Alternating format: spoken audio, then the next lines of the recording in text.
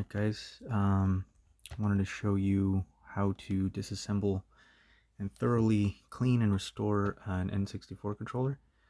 I will be installing this steel bowl inside of the joystick. This is the only aftermarket thing that I'm installing. I know that they have steel sticks around, going for crazy prices, but this one is made by Rocker Gaming, if I'm not mistaken. The Renaissance Bowl can be found on Etsy, and I'll post a link to that. But regardless, this tutorial should still apply to just cleaning and restoring the joystick and the buttons. And sometimes you get these with grime and dirt, and anyway, just kind of taking it apart and getting really clean on it. Yeah, so let's get into it. You have 7 screws. I found that the best fit is a Phillips number 1. What I do to find out what best size usually for Phillips, which to use, is to kind of rock it back and forth. And obviously, sometimes you're going to be able to access them a lot easier than others. This one's not that deep. Sorry, these in general aren't that deep, but the best one obviously is going to be the ones that you can see the best. But anyways, after kind of rocking it back and forth, just kind of press down on it. And this one's been taken apart at least once by me years ago. So sometimes these screws are really tough to take out. But we're going to start by taking out the screws. Like I said, 7 of them. Sorry, 9 in total. They have 2 really tiny ones in there. It's still a number 1 Phillips, but we'll cross that bridge when we get there to show you how to get those.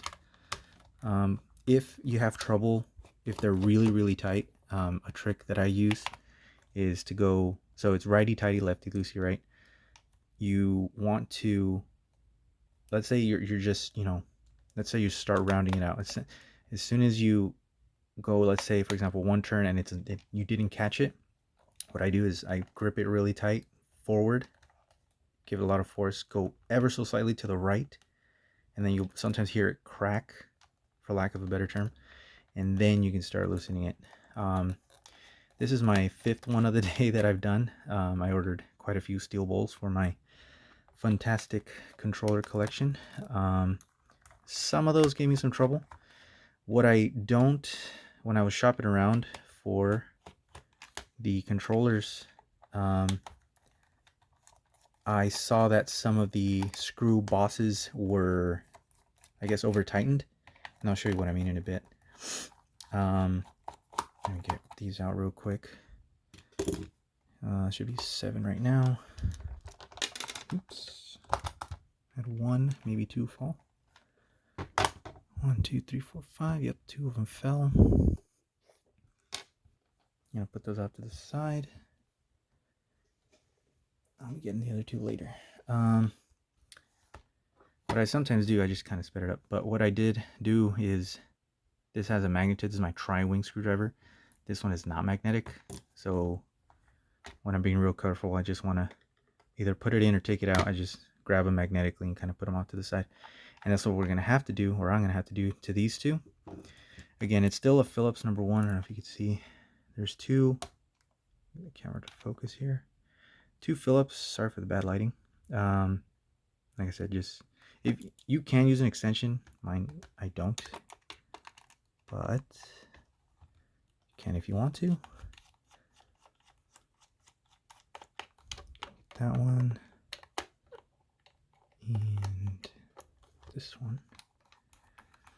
Just take your time. You can use, I have an electric drill, but I like to go by hand. Let's see. Yep, both came out. When the way I group them, right, so these are going to be way different screw sizes. You can't really mess them up. These are the majority of them, the bigger ones, and then these are real fine thread, the ones by the controller pack. So you can't really mess them up. But yeah, that's it. So now we can take off the shell. You put it face down and just kind of slowly just work it. Again, sometimes some of the controllers you find at yard sales or whatever will be gunked up with sweat, grime, and grease and all this nasty stuff. And that's it for that step. If you're really gonna go thoroughly clean these, what I like to do is just take off literally every button. Sometimes these Z buttons get stuck on this little, like, I don't know what that is, what to call that.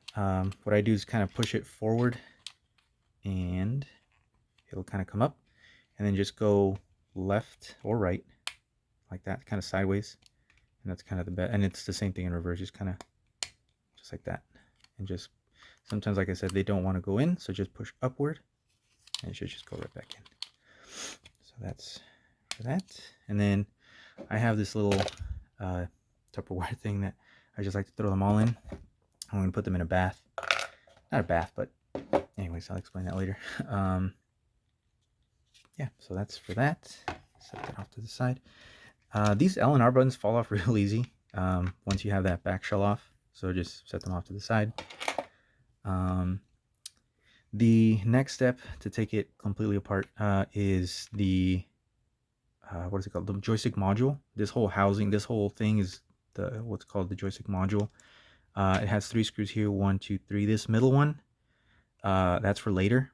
It can get kind of tricky, but I'll explain that in a bit. This is a Z button trigger, so we're just gonna take that off. These are kind of easy to install and remove. It's got like these little grips, as you can see there. Just kind of pull it back if you have to a little bit, and then just kind of comes up like that. And then next, you can get a screwdriver. I have yet to come across one where I can't take it off with my fingernail. Just depends on, I don't know, how impatient you are, or patient I should say. So what I do is ever so slightly grab my fingernail, just kind of go in there and squeeze in between. You can kind of see how it comes apart there. And slowly just kind of rock it back and forth. There we go. This again, I've taken this one apart some time ago, so that one came off easily. Next is the entire, like, I guess, no, sorry. The joystick is next, because you can't take out the circuit board without taking this off, mostly because of the wiring that gets in the way. So yeah, you can take off this wiring here. It kind of goes in an S shape. When putting it back together, and I'll make sure to touch on this point again, is it has to go around this. I used to think it goes across, but that's where those 2 super tiny screws go. So just kind of take it off like so. Super easy. And again, we're gonna do the joystick module. Again, number 1 Phillips. Take these off real quick.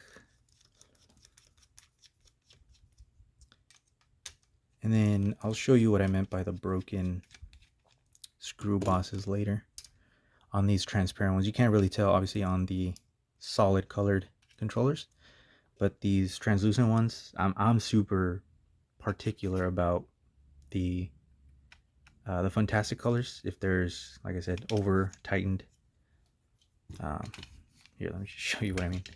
So, you know, when you're looking at a controller, let's say you're shopping for one and you're as particular as me, these are the screws that on the back shell that kind of go through, the seven main ones.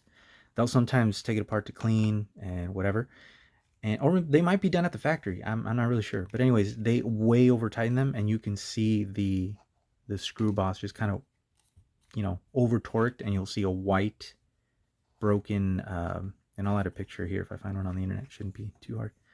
But yeah, and I'll go over kind of how to torque them down and stuff like that. Again, I'm super particular about these kinds of things. These controllers aren't made anymore, so if you're watching this, you're probably interested in maintaining these as long as possible, and keeping them in tip-top shape. So anyways, like I said, I'll go over that when it comes time to put it together. So yeah, so that's it for that. I'll show you how to take this apart next, if you want. If your joystick is in tip-top shape, I guess you can just, you know, go on to washing the buttons, this, that, and the other. But we are going to take apart the joystick, obviously, to put in the Steelbowl. So after you take apart, you can set this off to the side. So it's this cable for the circuit board. Kind of just put it off to the side. And then next, you have your membranes. This is for the D-pad. Take this off like so. What I do is just kind of go back and forth. You can just straight lift it, but I found it much faster to do that. Again, this is my 5th one of the day. I'm kind of speed running, not really speed running, but just kind of show you the tips and tricks after doing this for so many times, the most efficient way to kind of go about it. Set that off to the side, just push up, and don't worry about, you know, what the orientation is when you put it back together. This one has a little notch, and you can't really mess it up. It can only go in one way because of the angle that these, I don't know if the camera, yeah, you can see how it's angled a certain way, just the orientation of it. Start button, the C button's B and A button. This one just came off. Like I said, sometimes you'll have some grime from controllers that just have never been washed or cleaned or taken care of, and you'll see, I don't know, Coke, soda, whatever, just sweat and grime and dirt just kind of put in here, and it gets really nasty. Like I said, this one's not bad because I cleaned it some years ago. And yeah, these buttons also, the C buttons, go in only one way. Don't worry about, you know, remembering exactly how they go. You just take those off. Make sure to collect them all. 3, 4, 5, 6. Yep.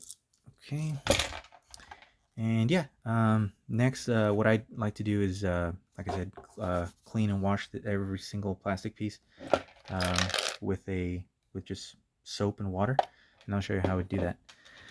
So next is the joystick. Let me put this off to the side. Like I said, this one's kind of tricky. So it has these 2 notches, I guess. The way you want to do it to take it apart is you want to hold it down while you're taking off this screw here, this black one. Can't see right. Okay. So like I said, just kind of while pressing down and kind of squeezing on it, take it apart. Okay, so you have that. Set that off to the side. I like to put it with the 3 screws that went to the joystick to kind of, you know, have it make sense. So what I like to do is, so this naturally has a spring inside. It wants to open if you're not holding it. So what I like to do is just kind of hold it, right? And let up on this. Oops. Like I said, it's got these, I know it probably has a name, like a clip. And you want to let this clip up while gently releasing it. Somewhat releasing it. And then that should, yep. So I got both of the clips up.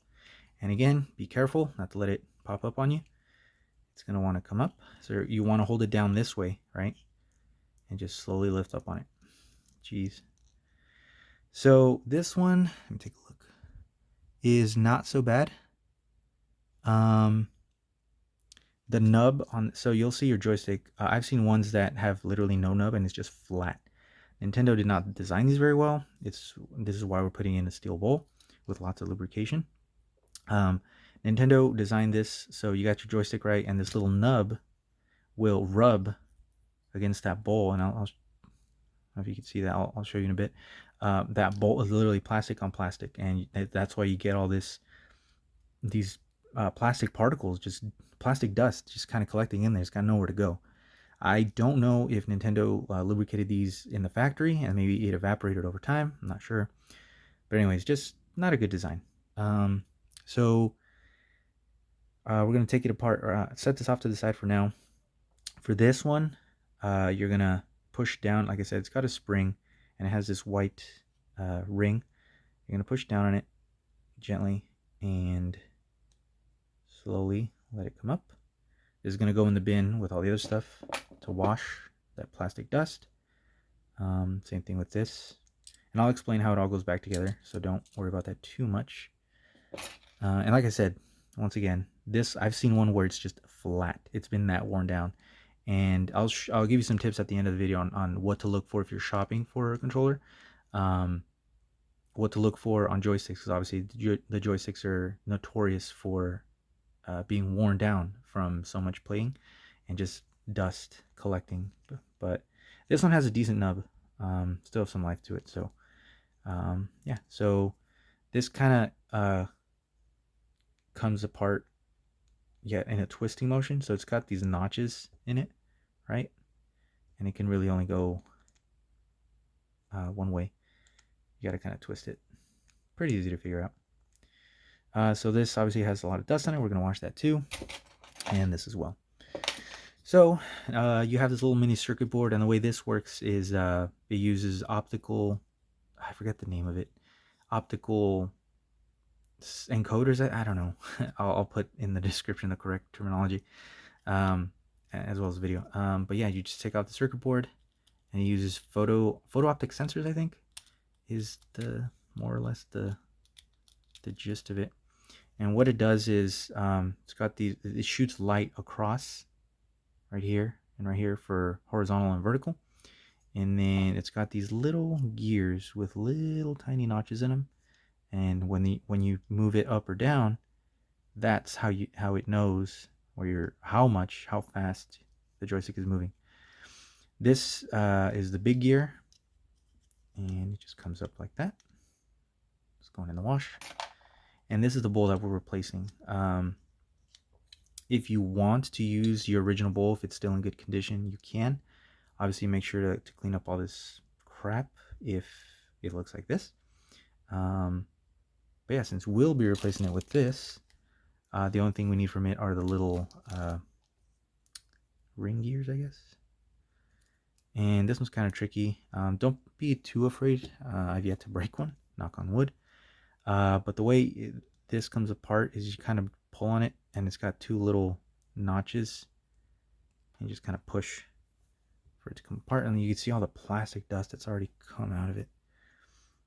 So you remove this, kind of neat. There we go, fell off. So yeah, I'll show you how I wash next. Alright guys, so this is how I like to wash it. It's kind of up to you. I just use just some dish soap. I haven't done this step yet, but I just throw some in there. You can let it sit, you can wash it immediately, it's up to you. It just depends on, I guess, personal preference, or how dirty the controllers and the buttons or whatever. Yeah, like I said, I have a glass container here containing all of the buttons and joystick parts. I obviously made sure to put the sink stopper up. I don't want anything falling down, but some stuff likes to float away. Anyways, it's all in there. Like I said, just depends how dirty it is. Let it soak, not let it soak, up to you. I just get a bus sponge, and I only use the soft side.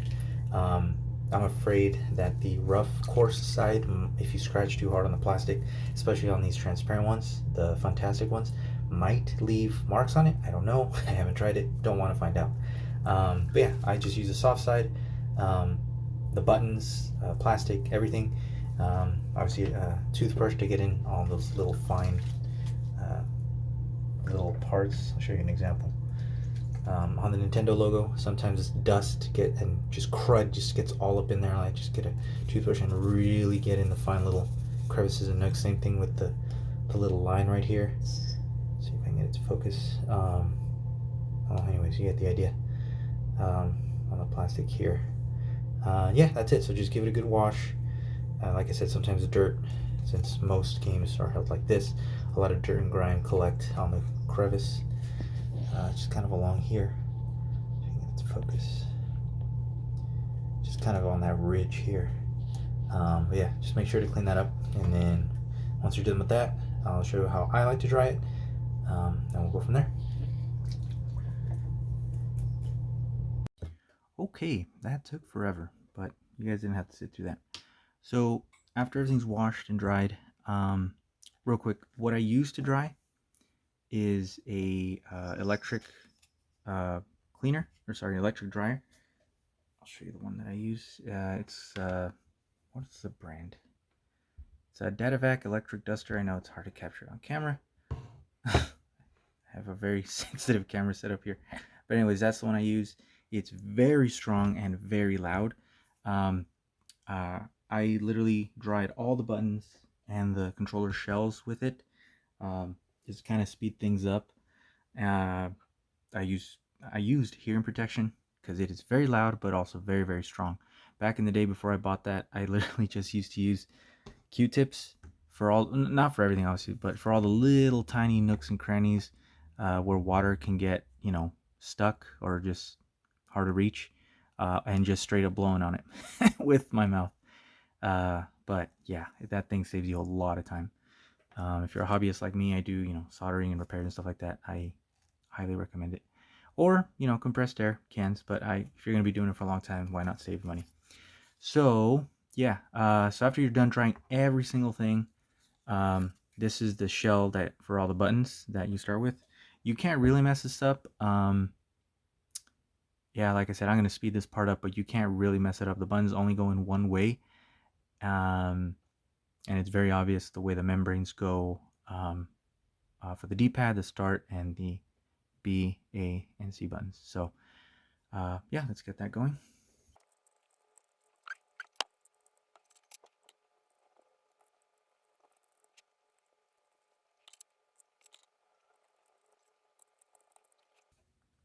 Okay, so for this part,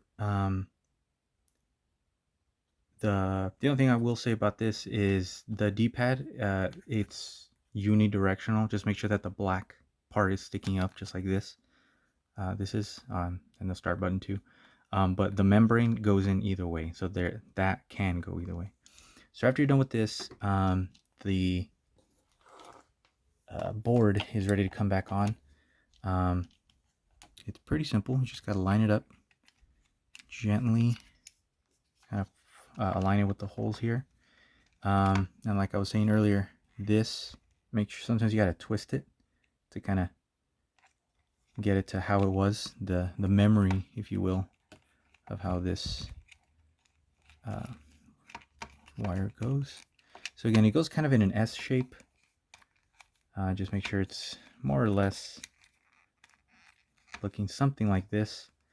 Again, it has to go around this little black bezel here, and it's got that little notch to kind of help it guide it around. And the reason for that obviously is so it doesn't get pinched when you go to screw in those two fine threaded screws. Make sure that the L and R buttons are aligned to on the guides. It's got these plastic guides. Apologize for the bad lighting, but yeah, just make sure they're nice and aligned like so. Yep. Yeah, sometimes these membranes can get, like I said, real dirty. These weren't so bad, so I didn't bother. But if they are dirty, obviously take them apart and clean them, wash them. So yeah, so you can set this off to the side. This is all you're gonna do for now. On that shell, so we're gonna set that aside. Now is the fun part, the joystick, and I really do mean that because I find a lot of satisfaction in cleaning that once plastic powdery mess that was there. But we will have that problem no longer. So again, I've done this. This is my 5th one of the day. I'm going to show you all the little tricks that I learned along the way so you can do it as efficiently as possible. Okay, so real quick, I did this like to 3 of them. I always forgot to put this on. Don't forget, because you're going to put it all together. And what I did one time is I put the whole controller back together, and I'm like, the joystick's not working. What the heck's going on? And then this was never installed. So I had to take it all apart, put this in, and then finally it worked, obviously. So don't forget that, and I'll show you what step that goes in. So I'm gonna put the link of where I got this. It's the Renaissance bowl. It's a steel bowl. Man, I gotta tell you, the quality of this, I'm pretty sure it's 3D printed. It looks 3D printed, is wow. It is amazing. Some of these will kind of come loose during shipping. I had a few of them. Just make sure that it's properly seated, nice and centered, and just kind of press up. What I did, if that does happen to you, what I did is I just got a very small screwdriver. I'm using the Tri-Wing, and while pressing down gently on it, obviously just kind of eyeball it. If you need to guide it up, down, left, right, just kind of stick it in there and just, like I said, kind of help it out while maintaining pressure downward. But what I was saying is this is some fine precision tuning of how when it goes in there, man, it is a snug fit. It is perfect. Not too loose, not too tight, just right. So we're going to put the optical wheel thingies on. And again, I do got to apologize for this bad lighting. I'm going to see if I can... No, that's as good as it's going to get. Okay, no worries. So these are, there's two of them. Either one, doesn't matter. They're the same exact part. It doesn't matter which one they go into. So we're going to...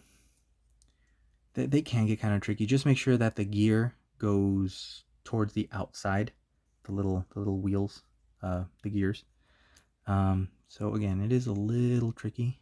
Don't be afraid. Just pull on it just a little bit.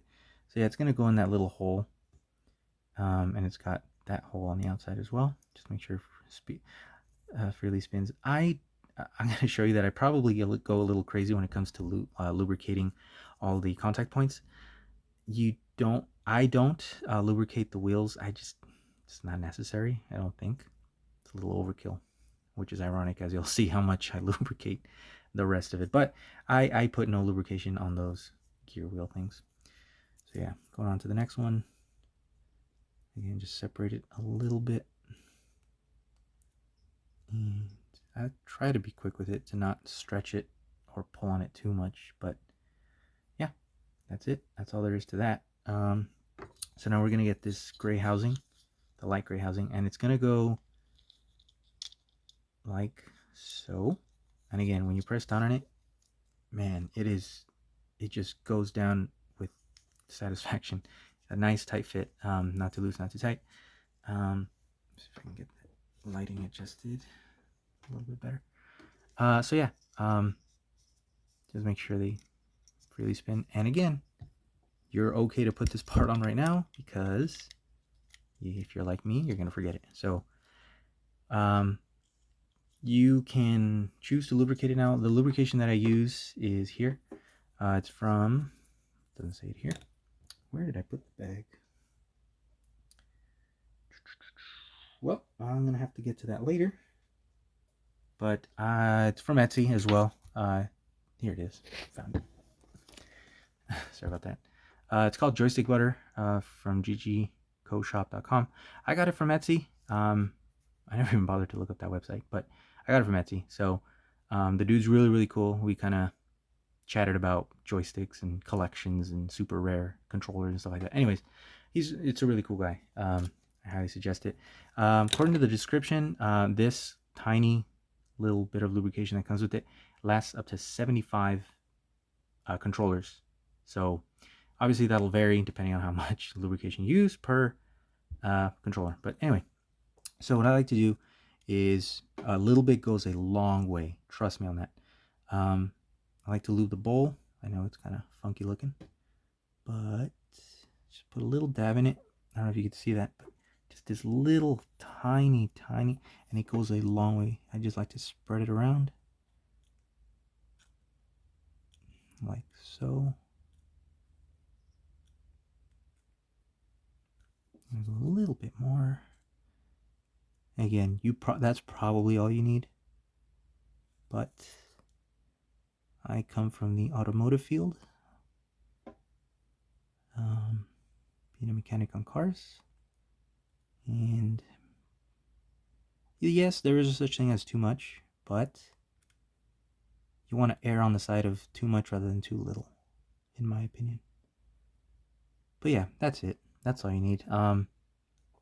Next step is these little grooves that you see here. It's got 4 of them, one for each gear, the vertical and the horizontal. We're going to lubricate each one of those, and again, a little bit goes a long way. You're probably going to hear me say that a million times.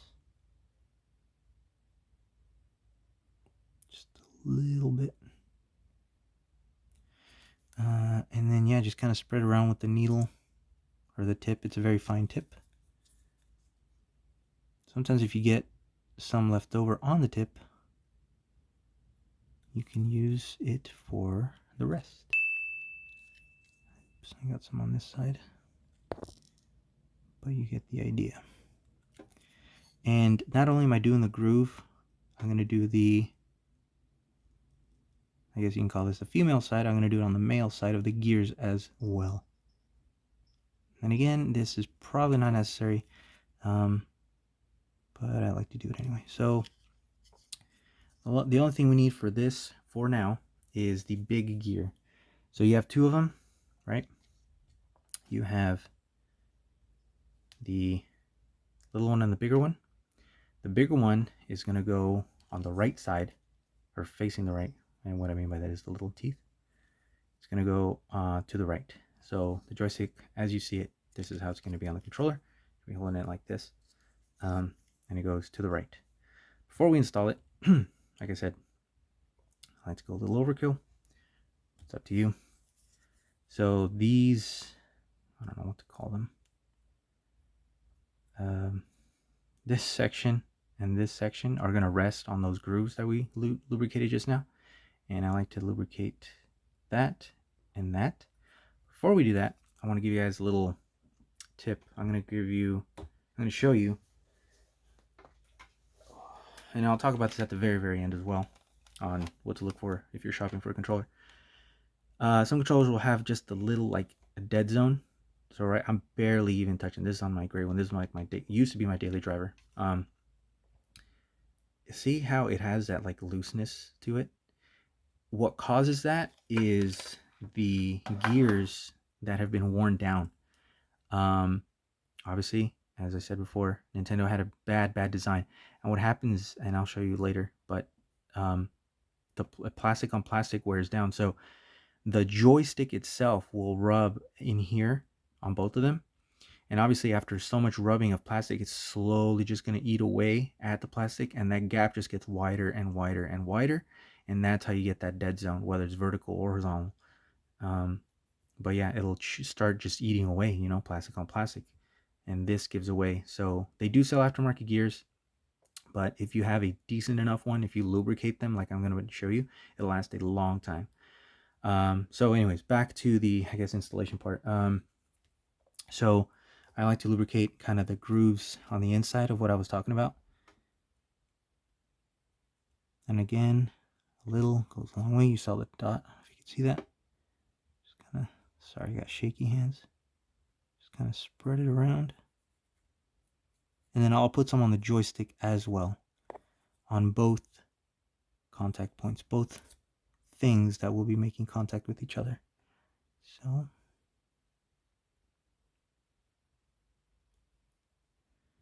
looking at the timer on the video, this is going to be a very long video, much more than I anticipated. But I hope it is very informative.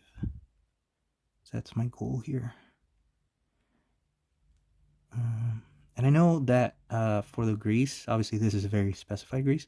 I don't know the you know, technical details, if it's like a silicone based or jelly. I don't know all the technical side of it, because I know I've heard from forums and stuff like that and Reddit that it's a very specific type of lubrication that you. Okay, the video got cut off a little bit. Do apologize about that, but didn't miss much. So all I did is lubricate the edges as I was doing, installed it, and I lubricated that bottom part of the groove that was making contact, and then this flat part that'll make contact with the ring. As you can see, it's kind of shiny there. So that's what that is. So we're done with this section for now. You can put that off to the side. Cool. So another optional part is, again, bad design by Nintendo. The joystick itself, the stick itself, will be making physical contact on the edges. You can optionally use alcohol to kind of remove it, but I like to put a little bit of jelly, just ever so slightly, just a very tiny amount, and it'll automatically spread once you start moving the joystick around. And I'm barely pressing on the syringe here, as again, the spreading will be done by the stick itself. Yeah, so that's it.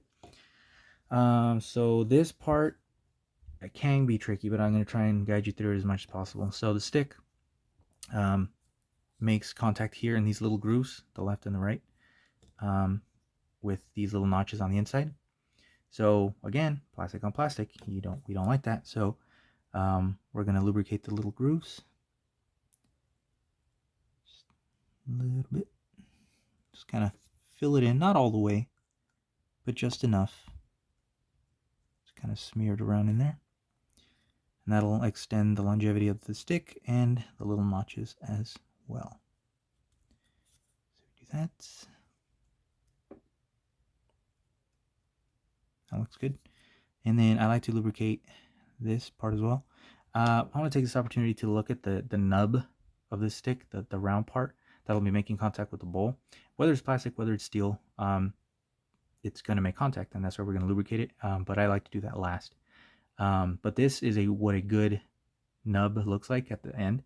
Again, Steel Sticks 64 was making a nylon tip, which I thought was pretty cool. But from what I've heard, the steel bowls are more than good enough to use with OE parts, the rest being OE parts. So, and I've tried it on my other sticks and they are amazing. Anyways, sometimes you'll see them and it'll be flat because that's how worn they are. Anyway, back to so we're gonna lubricate the side here, and it'll make sense in a bit once I get to that step. This is a section that'll be making contact with the inside of those gears that I was telling you about, how that gap just widens. So we want to lubricate, again, both parts that'll be making contact, the male and the female. So we're going to set off to the side. Obviously, you don't want to get your hands dirty, so just put that off to the side, upside down. I'll say that for later. Okay, so we're going to grab the stick, and we're going to put it through the upper housing part. And obviously, you're going to have to twist it a little bit. Obviously, we can't put it in like this because it'll get in the way, so we have to kind of go in one way and then kind of twist. And it'll look like this. So this, what I do is I use my knuckle to kind of hold pressure up or downward, upward, depending on your perspective. So next is to use the spring to install the spring, and it does have a slight cone shape to it. There's a small side and a large side. I don't know if the camera can pick that up, but we're looking at the large side. The large side goes upward like this, not the other way around. So small side goes down, large side goes up. The end of the spring, I like to put it down. I don't think there's a real, right or wrong way, but I like to put it down. Next is this white ring. You'll see a tiny notch. I found that it really doesn't matter, but the notch is supposed to go down to kind of clear that ever so slight interference with the circle, with the would-be circle. So that's why that goes like that. So as you can see, I don't know if the camera can capture that, but it's gonna be clearing it. So that's for that. Once, I guess you could say, I kind of skipped a step. Set that off to the side. You're gonna grab the other gear and lubricate the same way that we lubricated the large one. We're gonna lubricate this one. So I'm gonna lubricate the inside of it here.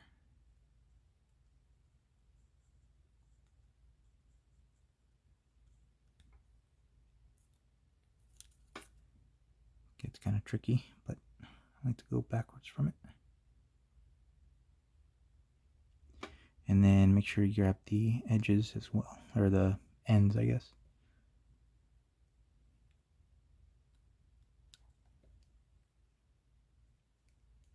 And just kind of spread it around. Shoot. Okay, and I like to put a little bit of lubrication here. This flat part is what's going to be making contact with that white ring.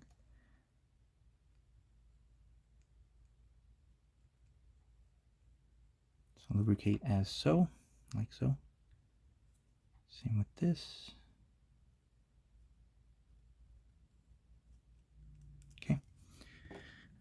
So the way this goes is up. And here's what I mean by up.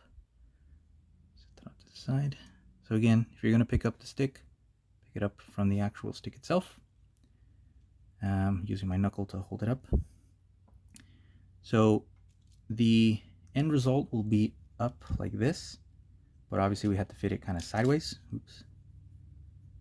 And what I mean by up is these little teeth. The teeth have to be facing up. So we're going to install it like, oh, got way too overzealous there. Okay. So as you kind of saw how we did it, you have to use one, go in the same, and then just kind of twist it up. And it has a little tiny notch. You can see it there in the camera. That is where the stick itself is supposed to be oriented when the final installation is ready to go. And just make sure that the ring has the flat side, which it is, facing down. You're gonna have to hold several parts together to make that work. Another optional thing that I like is while holding everything together, sorry about that, use the lubrication because to put it at the where it's going to end up being. So just ever so slightly there, ever so slightly there, and then while holding the ring so it doesn't spin on you, there. Oops, we ended up moving the ring on accident. Just make sure that the flat part of the ring is down. And my fingers are already getting a little messy. Apologize if I keep moving it out of focus. I'm trying to look at it with my own eyes. But this is the end result. Flat part of the circle, the ring, down, nice and centered, and it's ready to go back on. The last part that I like is lubricating the actual nub, the actual tip that's going to be making contact with the bowl. And I like to kind of spread it like icing, like cake icing. So let's see if the camera captures it. Just kind of do a swirling motion. Of course, when it's time to show it on camera, it's not very good. I did most of the other ones exactly like that, like a perfect cake frosting swirl.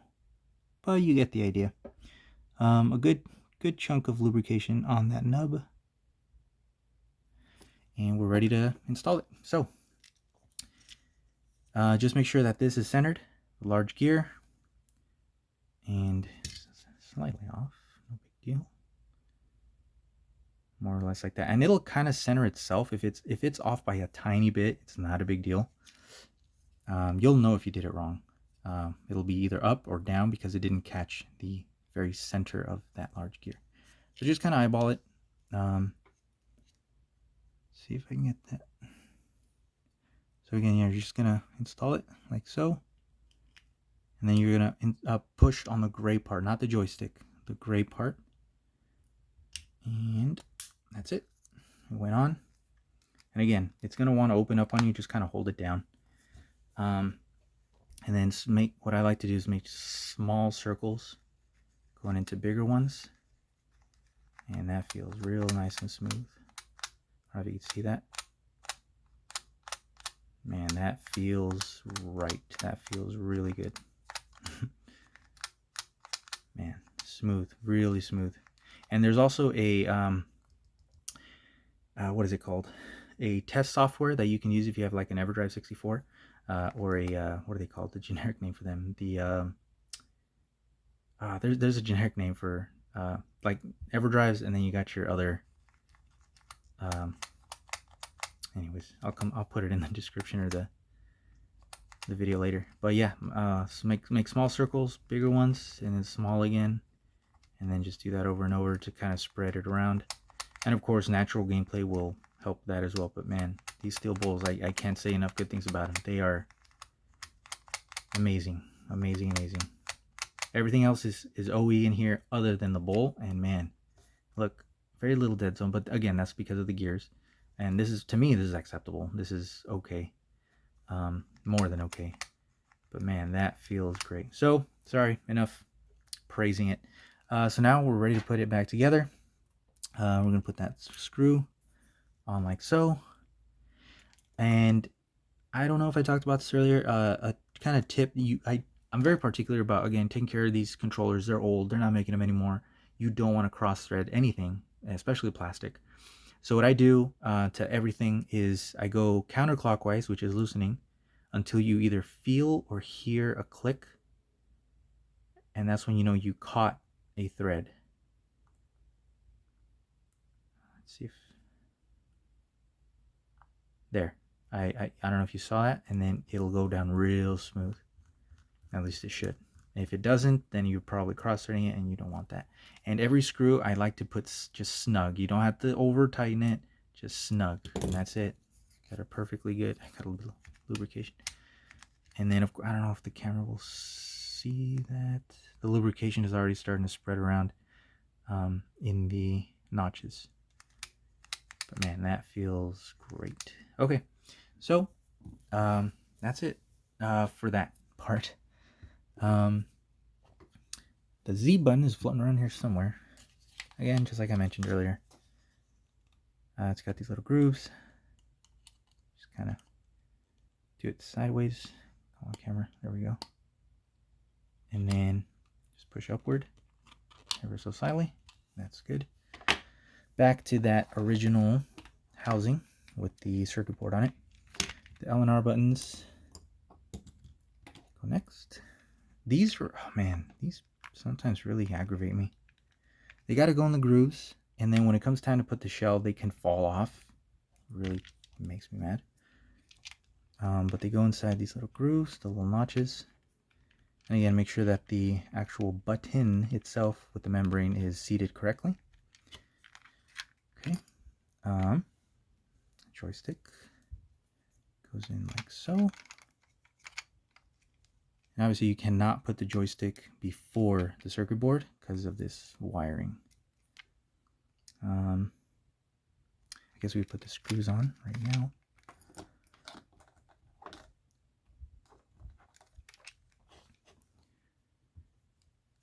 And I guess you guys could speed up through this if you want. But everything's just in the reverse order.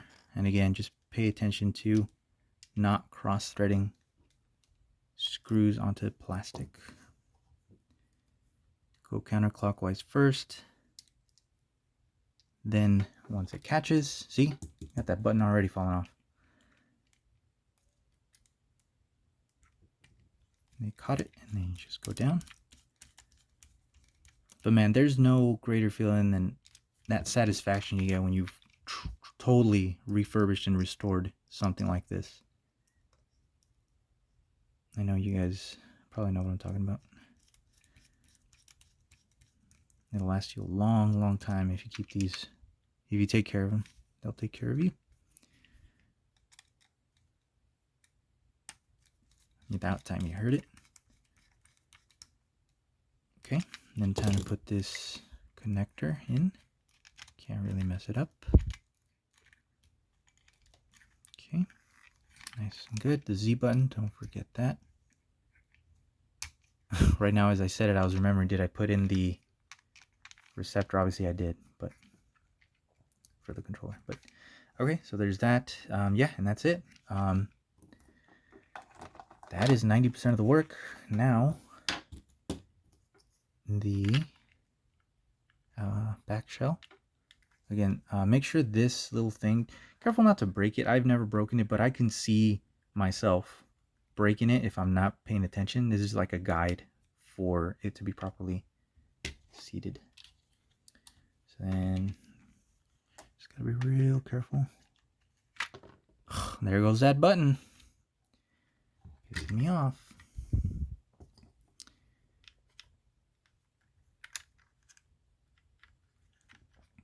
The last controller I did, it was the R button. This time it's the L button. Just gotta be real careful. There we go. Okay, there we go. And don't, make sure that the grooves are, nice and tight and closed before you start putting the screws in and tightening the screws. Make sure everything feels tight, everything's good. Man, look at that sheen, that cleanliness on it. Again, that satisfaction that you have once it's fully restored and clean and good. It's nothing like it. So I get to point it up a little bit. There we go. Man, that stick is something else. Up, down, man, it is super smooth. Like I said, they have software to run like a diagnostic test on the every point. I think it's 8 points, right? Or 6? 8, yeah. 1, 2, 3, 4, 5, 6, 7, 8. 8, sorry. Anyways, to run the test. I'm going to do that later, but yeah, just do it in the reverse order. This is already a long video, but put in the 9 screws, and that's it. You guys can speed up through this if you want, but that's all there is to it for this section. The next section is kind of how to shop around for controllers, and I'm kind of show you what to look for. It's not really a whole lot to it. Like I said, when it comes to the fantastic controllers, look for, again, if you're particular like me, if you're super picky, a lot of people will try and restore and they over tighten the screws on the back, and these sections right here, for example, and here will be white and broken and cracked. This, and the 2 up here, these are for the 2 tiny screws, will be broken. You can tell the wear, how old a controller is based on again, most games you hold it like this, right? You're always going to be with this hand 90% of the games, 95% of the games probably. And our skin oils will really wear down the plastic, and you'll get this super shiny plastic. And the matte look of the plastic is kind of how you know that there's been very little use on it. And I'll show you a perfect example. I just bought a grape controller, fantastic. I got really lucky on it that it had like little to no use, and I got it for a really fair price. I don't know if the camera will pick it up, but the D-pad still has that like matte texture to it. It's very hard to describe, but compared to say that one or my gray one that was a daily driver, it's worn to crap, because I used to play a lot of the N64 wrestling games, and the D-pad obviously is used on those. But and again, you get to look at that matte look on it. And of course the buttons are obvious too, of how much shine they have. This has, compare this, right? I'm going to show you my gray one in a bit. Yeah, it has some shininess to it, but not a lot. Not a lot. And then of course the joystick, that dead zone that I was talking about, I can guarantee you this is the original stick, and I can almost guarantee you that it has never been taken apart because of how little use it has. And look at the dead zone. I mean, it is like non-existent. Look at that. Like nothing. Like that is a brand new, out of the box joystick. And like, look at that. I mean, it has nothing on it. And this is a brand new day one, for all intents and purposes, joystick. No dead zone whatsoever. And that's because those gears have not been worn. This has never been used for Mario Party, where you gotta spin that joystick. But yeah, so that's what that is. That's mostly it for just kind of the texture on the D-pad. Just kind of looking at the control and how much shine it has. And again, I'm going to show you an example of where did I put it? Sorry, guys.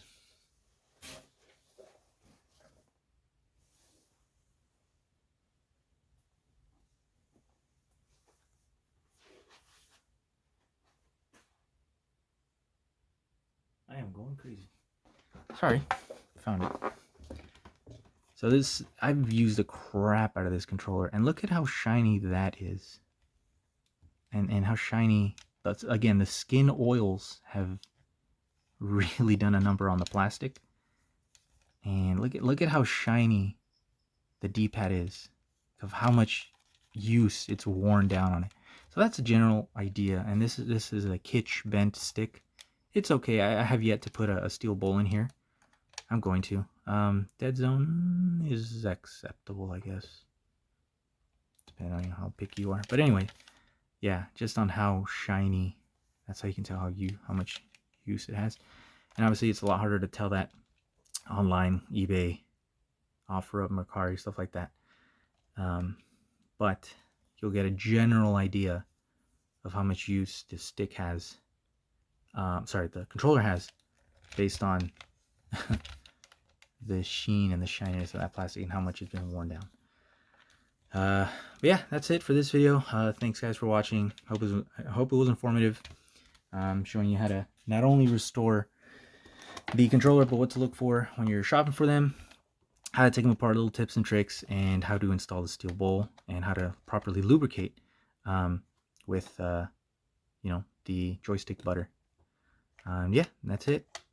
Hope you guys learned something, and give it a like and thumbs up. Thanks.